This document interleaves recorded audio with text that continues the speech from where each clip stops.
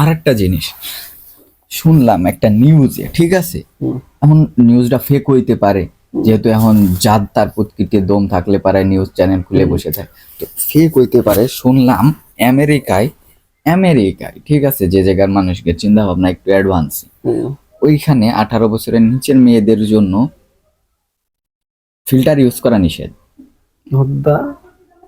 Reason? Reason তারা self confidence হারায় ফেলতেছে। হয়তো তারা ফিল্টারে ওই এক লুক দেখতেছে, আয়না এক লুক দেখতেছে, সামনাসামনি নিজের এক, ওরা মনে করতেছে চেহারাই আসলে মোস্ট ইম্পর্টেন্ট। কারণ ওই ফিল্টারওয়ালা ছবি পোস্ট করে বা দেখে নিজের পাবলিকালি নিজের আত্মপ্রকাশ করতে ভয় পাচ্ছে আমেরিকার মতো জায়গার মেয়েরা। দেন তাহলে তো এই জিনিসটা জাপান এবং কোরিয়াতে লাগু করা দরকার।